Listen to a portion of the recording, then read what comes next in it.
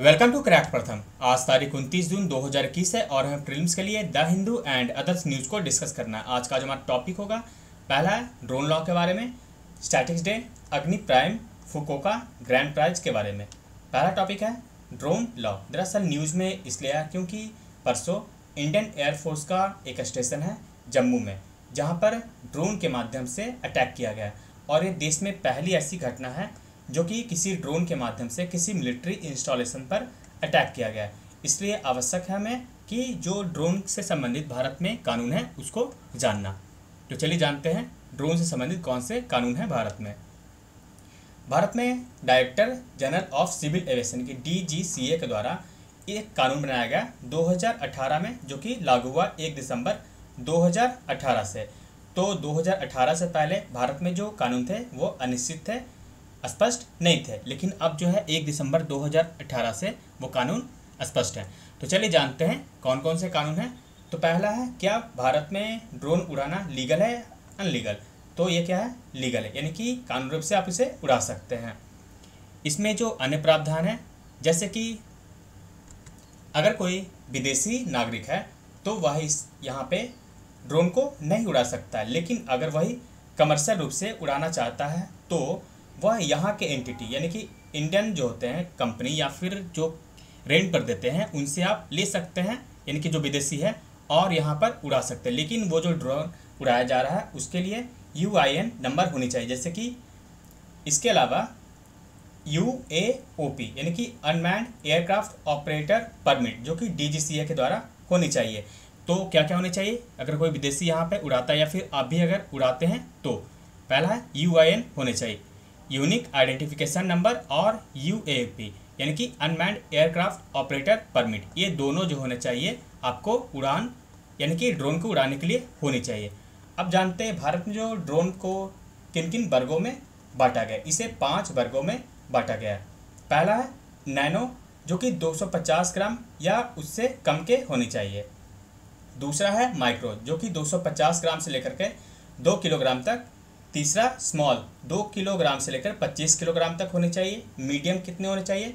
25 kilogram से लेकर के 150, और लार्जर जो होने चाहिए वो 150 किलोग्राम से अधिक होनी चाहिए। तो ये 5 क्राइटेरिया है, नैनो, स्मॉल, मीडियम, लार्जर और माइक्रो। ये 5 जो क्राइटेरिया है वो ये वर्गीकृत किया गया है भारत के कानून में। अब जो है अगर आपको रजिस्ट्रेशन कराने हो तो आपको इसके लिए कोई आवश्यकता नहीं है, यानी कि नैनो यानी कि 250 ग्राम या उससे कम के आपके पास ड्रोन है तो उसके लिए आपको रजिस्ट्रेशन कराने की ज़रूरत नहीं होती है। लेकिन अन्य जो 4 हैं, जैसे कि माइक्रो, स्मॉल, मीडियम और लार्ज, इसके लिए आपको रजिस्ट्रेशन कराने होंगे DGCA के पास से। अब जो सामान्य कानून है उसको हम जानते हैं। तो ये जो नैनो है उसको छोड़ करके अन्य सभी जो है, जैसे कि बताया आपको रजिस्ट्रेशन कराना होगा और आपको UIN एक लेना होगा DGCA से। इसके अलावा जो अगर आप कमर्शियल यूज कर रहे हैं यानी कि वाणिज्यिक रूप से यूज कर रहे हैं, जैसे कि आज पिज्ज़ा पहुंचाने में भी इसका इस्तेमाल किया जा रहा है, इसके अलावा अन्य भी काम किए जा रहे हैं। अभी तो लॉकडाउन के समय काफ़ी इसका यूज बढ़ चुका है। तो ये जो है, तो अगर आपके पास नैनो है और माइक्रो है तो नैनो को आप 50 फीट से ऊपर नहीं ले जा सकते हैं। अगर 50 फीट से ऊपर यानी कि 50 फीट की हाइट से अगर ऊपर ले आते हैं तो आपको रजिस्ट्रेशन लेना होगा, यानी कि एक प्रकार से आदेश यहाँ से प्राप्त करना होगा। उसी प्रकार से माइक्रो जो कैटेगरी के होते हैं उनके लिए भी 200 फीट से नीचे के लिए आवश्यक नहीं है कि आप जो ये होता है रजिस्ट्रेशन वो कराएँ, लेकिन अगर उससे ऊपर की उड़ान भरते हैं तो उसके लिए लेना होगा। ड्रोन जो होता है कभी भी आप 400 फीट वर्टिकली यानी कि इस प्रकार से 400 फीट की ऊंचाई पर आप नहीं उड़ा सकते। किसी भी जो प्रकार के जो 5 जो है उसको आप नहीं उड़ा सकते 400 फीट की ऊंचाई। इसके अलावा आप जो नो फ्लाइंग जोन है वहाँ भी आप ड्रोन को नहीं उड़ा सकते हैं, जैसे कि एयरपोर्ट, इंटरनेशनल बॉर्डर, दिल्ली के जो विजय चौक है, इसके अलावा राज्य के जो सचिवालय होते हैं, स्ट्रैटेजिक लोकेशन और मिलिट्री इंस्टॉलेशन, जैसा कि इंडियन एयरफोर्स का जो मिलिट्री इंस्टॉलेशन है कहाँ पे, JNK जहाँ पे अटैक हुआ वहाँ पे। तो ये कुछ सामान्य कानून हैं। इसमें जो एक और स्पेसिफिक किया गया है भारत सरकार के द्वारा कि अगर आपके पास ड्रोन है नैनो को छोड़ करके तो उनमें GPS होनी चाहिए, ताकि इसे ट्रैक किया जा सके। दूसरा है वह ड्रोन जो हो रिटर्न टू होम होनी चाहिए, यानी कि ऐसा ना हो कि आपने ड्रोन को छोड़ा और वो कभी वापस आए ना, ये ऐसा नहीं होना चाहिए। अगर आपको लाइसेंस मिलते हैं तो रिटर्न टू होम वाले में ही मिलते हैं, अन्यथा वो कभी ये जो होता है कैंसिल होता है अगर आपने रजिस्ट्रेशन किया है तो। इसके अलावा एंटी कोलिजन लाइट, यानी कि ऐसा ना हो कि कई सारे ड्रोन ऊपर उड़ रहे हैं और कोई लाइट ना और एक दूसरे से टकरा जाए, ये भी नहीं होना चाहिए। और ये चौथा जो है आईडी प्लेट होने चाहिए, यानी कि हर जो ड्रोन होते हैं उसमें एक आईडी नंबर होते हैं, तो उसके आईडी प्लेट उस पर लगे होने चाहिए। जैसे कि आपको बाइक में मिलते हैं प्लेट नंबर, उसी तरह से आईडी प्लेट इन ड्रोन्स में भी होने चाहिए।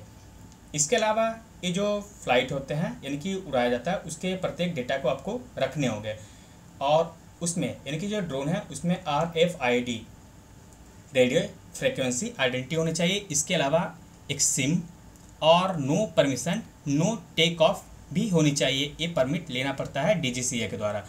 दरअसल जब भी उड़ान भरेंगे यानी कि जो कमर्शियल उड़ान की जाती है तो उसके लिए क्या होगा कि आपको DGCA के वेबसाइट पे जा कर के आपको एक परमिशन लेना पड़ेगा कि आप जो यहाँ पर उड़ान भर रहे हैं तो आप उसे वापस भी लाएंगे। अगर आप ये नहीं लेते हैं तो वो जो वहाँ से परमिशन दिया जाता है वो आपको नहीं मिलेगा, और जब तक परमिशन नहीं मिलने लगा तब तक आप इसे उड़ा नहीं सकते। नेक्स्ट है स्टैटिक्स डे के बारे में। दरअसल आज 29 जून है और आज स्टैटिक्स डे मनाया जाता है। दरअसल यह जो दिवस है PC महालनोबिस के जन्मदिन पर मनाया जाता है। PC महालनोबिस भारत के सबसे बड़े सांख्यिकीविद थे और इनका जो जन्म हुआ था 29 जून 1893 को कलकत्ता में हुआ था।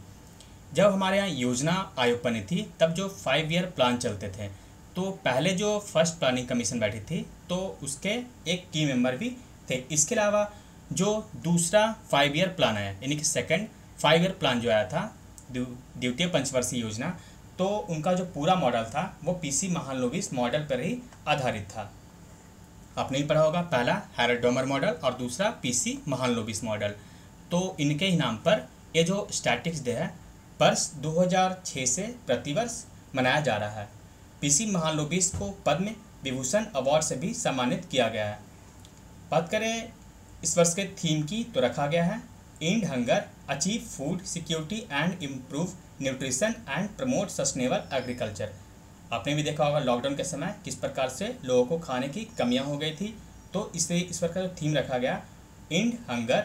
ये जो SDG है उसमें भी आपको ये मिल जाएंगे एंड हंगर, जो कि 2030 तक प्राप्त करने हैं। नेक्स्ट टॉपिक है अग्नि प्राइम के बारे में। दरअसल कल जो है DRDO के द्वारा इसे लॉन्च किया गया सफलतापूर्वक।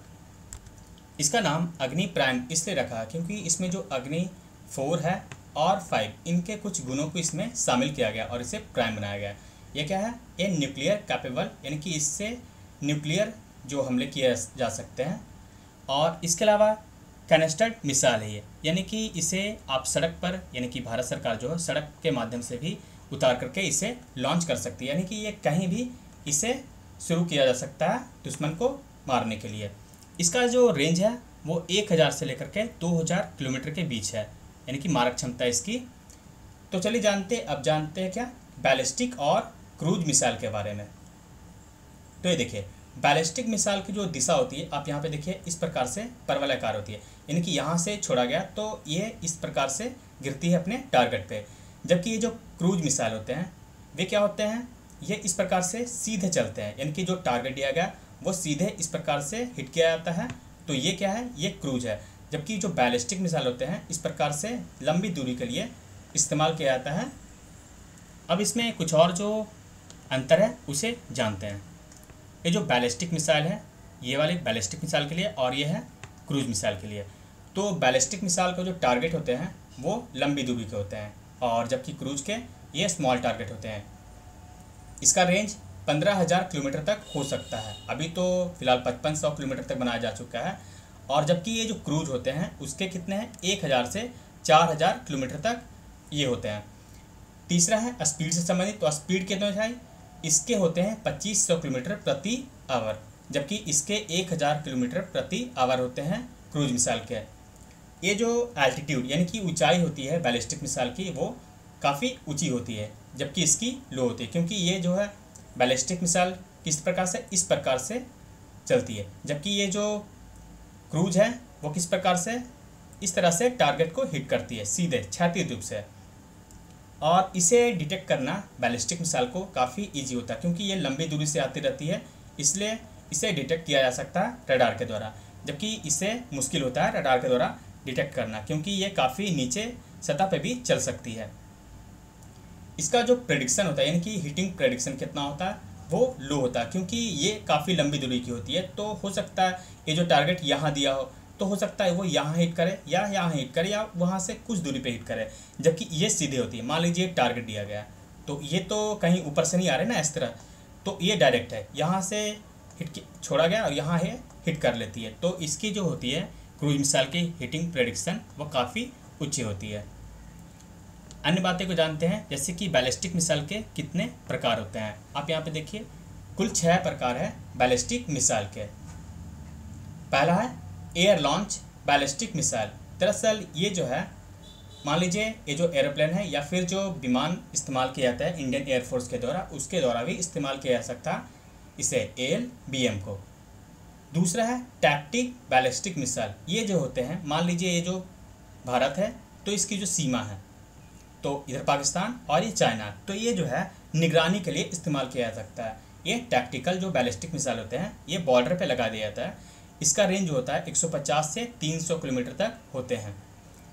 तीसरा है थिएटर बैलिस्टिक मिसाइल। ये काफ़ी इंपॉर्टेंट हो जाता है, क्योंकि इसकी जो मारक क्षमता है वह काफ़ी बढ़ जाती है 300 से लेकर के 3500 किलोमीटर तक। इसमें 2 होते हैं, एक शॉर्ट रेंज बैलिस्टिक मिसाइल जो कि 300 से 1000 किलोमीटर, और दूसरा है मीडियम जो कि 1000 से 3500 किलोमीटर तक होते हैं। तो ये थिएटर में ही शामिल हो जाते हैं। चौथे हैं इंटरमीडिएट रेंज बैलिस्टिक मिसाइल। इसकी मारक क्षमता काफ़ी अधिक हो जाती है, ये 3500 से लेकर के 5500 किलोमीटर तक होते हैं, जैसे कि अग्नि 5 जो बनाए गए हैं तो इस रेंज में आते हैं। इसके अलावा इंटर कॉन्टिनेंटल जो बैलिस्टिक मिसाइल होते हैं वो ये अंतर महाद्वीपीय होते हैं, यानी कि 5500 किलोमीटर से अधिक होते हैं। और छठा जो होते हैं वो सबमरीन, यानी कि पनडुब्बी के द्वारा जो लॉन्च किया जाता है वो है submarine launch ballistic missile SLBM। तो ये कुल 6 हैं। हम जानते हैं जो क्रूज मिसाइल है उसके बारे में। ये जो क्रूज मिसाइल, इसके 3 प्रकार हैं, सबसोनिक, सुपरसोनिक, हाइपरसोनिक। ये जो है अकॉर्डिंग है साउंड के अनुसार, और दूसरा है वॉरहेड, यानी कि ये जो युद्ध सामग्री जो ली जाती है उसके अनुसार। ये 2 होते हैं, कन्वेंशनल और स्ट्रैटेजिक। इससे जाने से पहले हम जानते हैं जो स्पीड होती है इसे कैसे मापते हैं।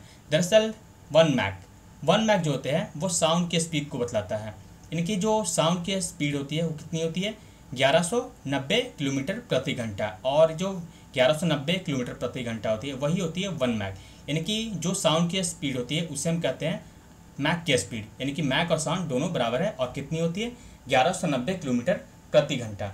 तो साउंड के अनुसार ये 3 भागों में बटा गया, यानी कि 3 प्रकार के होते हैं क्रूज मिसाइल। पहला है सबसोनिक, ये 1 मैक से कम की स्पीड होती है, यानी कि इसकी जो स्पीड होती है वो 1 मैक से कम, यानी 1190 किलोमीटर प्रति घंटा से ये कम होती है। दूसरा है सुपरसोनिक, जैसे कि ब्रह्मोस आपने सुना होगा, तो ब्रह्मोस इसमें आ जाता है सुपरसोनिक में, 2 से 8 मैक इसकी स्पीड हो जाती है। इसके अलावा ये जो हाइपरसोनिक होते हैं वो 8 मैक से अधिक के होते हैं। और वॉरहेड के अनुसार एक तो परंपरागत होते हैं यानी कन्वेंशनल, और दूसरा होते हैं स्ट्रैटेजिक। यहाँ पर बैलिस्टिक और ये जो क्रूज है उसके कुछ एग्जाम्पल, जैसे कि बैलिस्टिक में पृथ्वी, धनुष, प्रहार, सौर, इसी प्रकार से क्रूज में ब्रह्मोस और निर्भय आ जाते हैं। एक प्रोग्राम है IGMDP। दरअसल इसे 1983 में शुरू किया गया था। दरअसल 1983 से पहले हमारे यहाँ जो युद्ध प्रणाली थी वो काफ़ी कुछ विदेशी सामग्री पर निर्भर हुआ करती। तो डॉक्टर APJ अब्दुल कलाम, पूर्व हमारे राष्ट्रपति जो हैं, उन्होंने एक योजना बनाई कि हमारे यहाँ जो मिसाइल सिस्टम है उसे डेवलप किया जाए। तो उन्होंने एक प्रोग्राम बनाया, integrated guided missile development programme. इसे शुरू किया गया था 1983 में। अब जो है 8 जनवरी 2008 को ये जो प्रोग्राम था इसे बंद कर दिया, क्योंकि हमारे जो डेवलपमेंट था वो पूरा हो चुका था। हालांकि इसमें अभी भी जोड़ा जा रहा है, लेकिन ये जो 5 प्राप्त करने थे, पहला पृथ्वी, अग्नि, त्रिशूल, नाग और आकाश, ये जो 5 मिसाइल हैं इसे हमने अब प्राप्त कर लिया। अब इसी में मॉडिफिकेशन किया जा रहा है, यानी कि जो 1983 में योजना शुरू की गई थी उसे अब प्राप्त कर लिया गया 2008 में, और इसमें अब कुछ आधुनिक जो तकनीक होती है उसे जोड़ने का कार्य किया जा रहा है। तो पहला है पृथ्वी, जो कि सरफेस टू सरफेस, यानी कि सतह से सतह में ये मार सकती है। दूसरा है अग्नि, यह भी सतह से सतह में। तीसरा है त्रिशूल, ये सतह से आकाश में है, यानी कि सरफेस टू एयर। चौथा जो है नाग, नाग क्या है, ये एंटी टैंक गाइडेड मिसाइल है, जो कि अब इसका नाम क्या है, हेलिना, वो हेलीकॉप्टर वर्जन है। और पांचवा है आकाश, यह भी सरफेस टू एयर में मार कर सकती है। तो आपने जाना मिसाइल सिस्टम के बारे में, इसकी प्रणाली के बारे में। नेक्स्ट टॉपिक है फुकुओका ग्रैंड प्राइज के बारे में। दरअसल पी साईनाथ जर्नलिस्ट हैं, उनको ये अवार्ड दिया है फुकुओका ग्रैंड प्राइज। दरअसल फुकुओका जो प्राइज़ है वो जापान सरकार के द्वारा दिया जाता है। इसमें 3 प्राइज दिए जाते हैं, एक है फुकुओका ग्रैंड प्राइज, ये इसके अलावा एक फुकुओका एकेडमिक प्राइज है, और एक है prize of art and culture. ये दरअसल जापान सरकार के द्वारा एशिया में जो संगठन होते हैं या व्यक्ति होते हैं वे यहाँ के कल्चर और यहाँ के डाइवर्सिटी को किस प्रकार से बढ़ाएं, उन्हें प्रेरित करने के लिए यह अवार्ड दिया जाता है जापान के द्वारा। तो आपने जाना कौन 3 अवार्ड हैं, Fukuoka grand prize, academic prize और prize of art and culture, इन 3 क्षेत्रों में दिया जाता है। तो ये जो फुकुओका ग्रैंड प्राइज दिया गया वो भारतीय को दिया गया है, जर्नलिस्ट पी साईनाथ, इनको दिया गया है। इससे पहले यहाँ पे एक और जो प्राइज दिया उनको भी जान लीजिए, ये एकेडमिक प्राइज, ये किशिमोतो मियो को दिया गया है जो कि जापान के हैं, और जो आर्ट एंड कल्चर में दिया गया प्राइज वो प्रबदा यून जो कि थाईलैंड के हैं, इनको दिया गया है। अब जो यहाँ पे जानते हैं पूरे इसे मत नोट कीजिएगा, मैं बता दे रहा हूँ कि जो इंडियंस है उनको दिया गया है कब कब। जो सबसे पहले जो फुकुओका ग्रैंड प्राइज दिया गया था किसी इंडियन को, वो रविशंकर, पंडित रविशंकर जो हैं सितार वादक, उनको दिया गया था सबसे पहले 1991 में। इसके अलावा बाद में आप देख सकते हैं मन्ना डे, पी सुब्रमण्यम, इतिहासकार रोमिला थापर, अमजद अली खान, आशीष नंदी, पर चटर्जी, इसके अलावा आप देख सकते हैं रामचंद्र गुहा समाजशास्त्री हैं, AR रहमान, और अंतिम बार तेजा भाई 2018 में इनको दिया गया था।